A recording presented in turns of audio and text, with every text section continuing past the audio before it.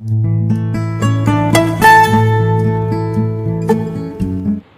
Students, तो आज हम इस वीडियो में ईथर से रिलेटेड कुछ बेसिक्स पढ़ेंगे। तो सबसे पहले हम पढ़ेंगे व्हाट आर ईथर्स। ईथर्स किस तरह के ऑर्गेनिक कंपाउंड्स होंगे, क्या उनमें फंक्शनल ग्रुप प्रेजेंट होगा, और इसके बाद हम पढ़ेंगे क्लासिफिकेशन ऑफ ईथर्स कि उन सभी ईथर्स को हम कितनी कैटेगरीज में क्लासीफाई कर सकते हैं, और इसके बाद हम पढ़ेंगे इलेक्ट्रॉनिक स्ट्रक्चर ऑफ ईथर्स।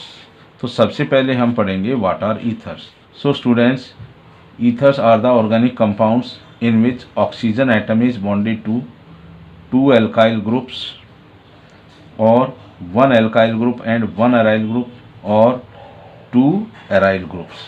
तो ईथर्स वो ऑर्गेनिक कंपाउंड्स होंगे जिनमें ऑक्सीजन एटम बॉन्डेड होगा किन्हीं टू एल्काइल ग्रुप्स के साथ। तो उनके लिए जो मॉलिक्यूलर फार्मूला रहेगा वो इस तरह से रहेगा।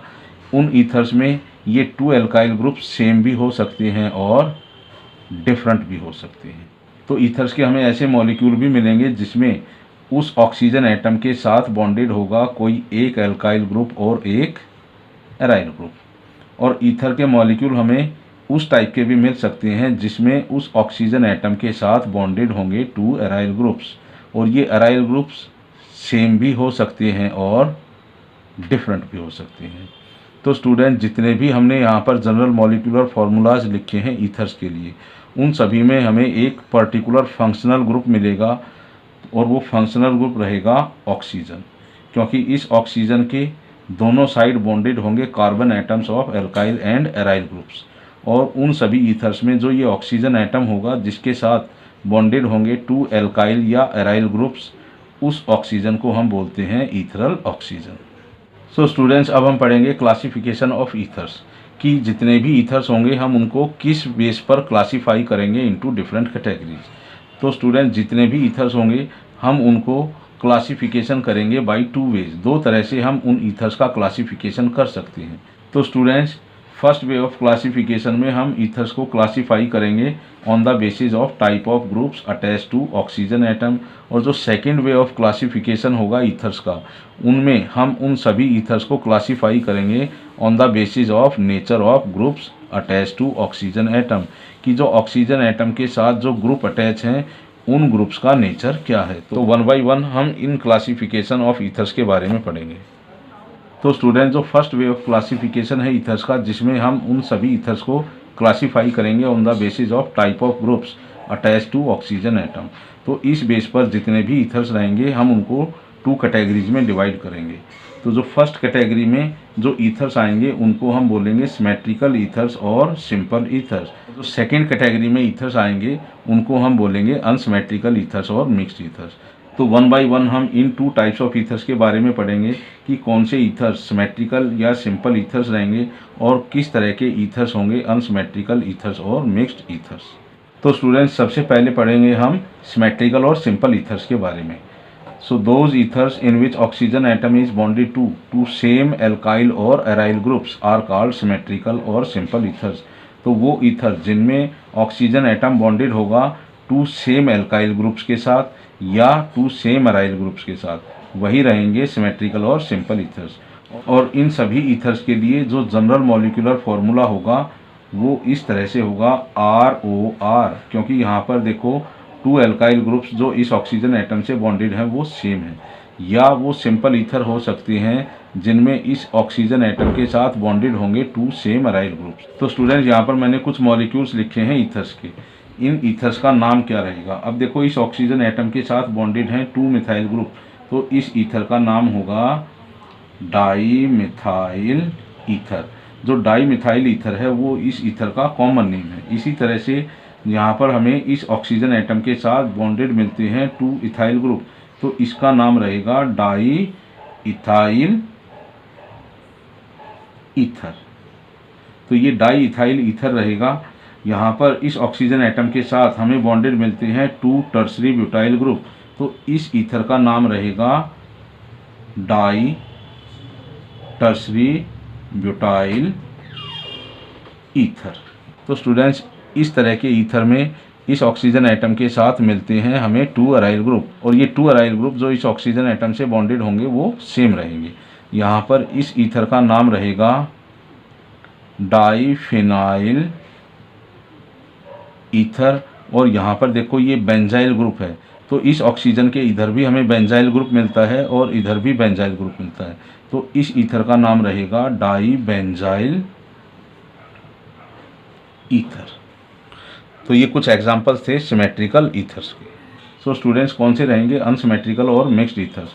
सो those ethers in which oxygen atom is bonded to two different alkyl group और one alkyl group and one aryl group और टू डिफरेंट अराइल ग्रुप्स, तो वो सभी ईथर्स रहेंगे अनसिमेट्रिकल और मिक्स्ड ईथर। तो अनसिमेट्रिकल और मिक्स्ड ईथर की क्या आइडेंटिफिकेशन रहेगी, क्या पहचान रहेगी? उन सभी ईथर्स में ऑक्सीजन एटम के साथ बॉन्डेड होंगे टू डिफरेंट एल्काइल ग्रुप्स, या उस ऑक्सीजन एटम के साथ बॉन्डेड होगा एक एल्काइल और एक अराइल ग्रुप, या उस ऑक्सीजन एटम के साथ बॉन्डेड होंगे टू डिफरेंट अराइल ग्रुप्स। तो स्टूडेंट्स, यहाँ पर हम लिखेंगे इन ईथर्स के कॉमन नेम। तो कॉमन नेम के लिए क्या रूल रहेगा, जिसमें हम उन सभी ग्रुप्स को जो इस ऑक्सीजन एटम के साथ बॉन्डेड हैं उनको हम अल्फ़ाबेटिकल ऑर्डर में लिखेंगे। तो यहाँ पर ये इथाइल है और ये एक मिथाइल ग्रुप है, तो इस ईथर का नाम रहेगा इथाइल मिथाइल ईथर। यहाँ पर देखो टू डिफरेंट ग्रुप्स हैं, एक एराइल ग्रुप बॉन्डेड है और एक एल्काइल ग्रुप बॉन्डेड है। तो स्टूडेंट्स, यहाँ पर भी हम इन ग्रुप्स का अल्फ़ाबेटिकल ऑर्डर में नेमिंग करेंगे। तो ये है फिनाइल, ये है मिथाइल, तो मिथाइल फिनाइल ईथर, तो इस ईथर का नाम रहेगा मिथाइल फिनाइल ईथर। अब यहाँ पर एक ईथर है जिसमें दो एराइल ग्रुप्स बॉन्डेड हैं और ये दोनों एराइल ग्रुप्स क्या हैं? डिफरेंट हैं, क्योंकि ये एक मिक्स्ड ईथर है। तो यहाँ पर भी हम इनका अल्फ़ाबेटिकल ऑर्डर में नेमिंग करेंगे। तो ये ग्रुप है बेंजाइल ग्रुप और ये है फिनाइल ग्रुप, तो इस ईथर का नाम रहेगा बेंजाइल फिनाइल ईथर। यहाँ इस ईथर में भी हमें टू डिफरेंट एल्काइल ग्रुप्स मिलते हैं, तो इनका भी हम अल्फ़ाबेटिकल ऑर्डर में नेमिंग करेंगे। तो ये है प्रोपाइल ग्रुप और ये है मिथाइल ग्रुप, तो इस ईथर का नाम रहेगा मिथाइल प्रोपाइल ईथर। तो स्टूडेंट, जब भी हम कॉमन नेमिंग करते हैं तो जो ग्रुप ऑक्सीजन एटम के साथ बॉन्डेड होंगे उनका हम नाम लिखेंगे अल्फ़ाबेटिकल ऑर्डर में और लास्ट में हम ऐड करेंगे ईथर। तो स्टूडेंट्स, अब हम क्लासीफाई करेंगे उन सभी ईथर्स को on the basis of nature of groups attach to oxygen atom. तो यहाँ पर जो हम क्लासिफिकेशन कर रहे हैं ईथर्स का, तो स्टूडेंट जो हम यहाँ उन सभी ईथर्स को क्लासीफाई कर रहे हैं वो हम कर रहे हैं उन ग्रुप्स के नेचर के बेस पर जो ऑक्सीजन एटम से बॉन्डेड हैं, कि उन ग्रुप्स का क्या नेचर होगा जो ऑक्सीजन एटम से बॉन्डेड हैं उन सभी ईथर्स में। तो जितने भी ईथर्स होंगे उन सभी को हम टू कैटेगरीज में डिवाइड करेंगे। फर्स्ट में आएंगे एलिफैटिक ईथर्स और जो सेकेंड कैटेगरी में आएंगे वो रहेंगे एरोमेटिक ईथर्स। और इन एरोमेटिक ईथर्स का भी हम यहाँ पर फर्दर क्लासिफिकेशन करेंगे into phenolic ethers and di aryl ethers. तो इन ईथर्स को इन डिफरेंट कैटेगरीज में क्यों डिवाइड किया गया है, अब हम उनके बारे में पढ़ेंगे। तो स्टूडेंट्स, सबसे पहले पढ़ेंगे हम एलिफैटिक ईथर्स के बारे में। कौन से ईथर्स होंगे जिनको हम एलिफैटिक ईथर्स कहेंगे? So aliphatic ethers are those in which oxygen atom is bonded to two same और डिफरेंट एल्काइल ग्रुप्स। और वो एल्काइल ग्रुप्स क्या हैं? वो एलिफैटिक हाइड्रोकार्बन पार्ट रहेंगे उस मॉलिक्यूल के। तो एलिफैटिक ईथर्स कौन से होंगे? वो ईथर जिनमें ऑक्सीजन एटम के साथ बॉन्डेड होंगे टू सेम और डिफरेंट अल्काइल ग्रुप्स, वही रहेंगे एलिफैटिक ईथर्स। और उनके लिए जनरल मॉलिक्यूलर फार्मूला क्या हो सकता है? ROR। यहाँ पर टू एल्काइल ग्रुप्स क्या हैं? सेम एल्काइल ग्रुप्स हैं। और सेकेंड टाइप के एलिफैटिक ईथर्स हमें मिल सकते हैं ROR' टाइप, जिनमें ये टू डिफरेंट एल्काइल ग्रुप्स हमें मिलेंगे उस ऑक्सीजन एटम से बॉन्डेड। तो स्टूडेंट्स, यहाँ पर हमने डिफरेंट एलिफैटिक ईथर्स के कुछ एग्जाम्पल लिए हैं। तो इन सभी ईथर्स में जो टाइप ऑफ एल्काइल ग्रुप्स हैं वो किस तरह के हैं? वो सेम भी हैं और डिफरेंट भी है। यहाँ पर देखो टू मिथाइल ग्रुप्स बॉन्डेड हैं इस ऑक्सीजन एटम के साथ, तो इसका नाम रहेगा डाई मिथाइल ईथर। और डाई मिथाइल ईथर इस मॉलिक्यूल का कॉमन नेम है। यहाँ पर देखो two different alkyl groups bonded हैं इस ऑक्सीजन एटम के साथ, और यहाँ पर है ये एक इथाइल ग्रुप और मिथाइल ग्रुप। तो यहाँ पर इन एल्काइल ग्रुप्स का भी नाम हम लिखेंगे अल्फ़ाबेटिकल ऑर्डर में। तो इस मॉलिक्यूल का नाम रहेगा इथाइल मिथाइल ईथर। इस मॉलिक्यूल में भी हमें 2 डिफरेंट अल्काइल ग्रुप्स मिलते हैं, ये है आइसोप्रोपाइल ग्रुप और ये है मिथाइल ग्रुप। तो स्टूडेंट्स इस कंपाउंड का नाम होगा आइसोप्रोपाइल मिथाइल ईथर।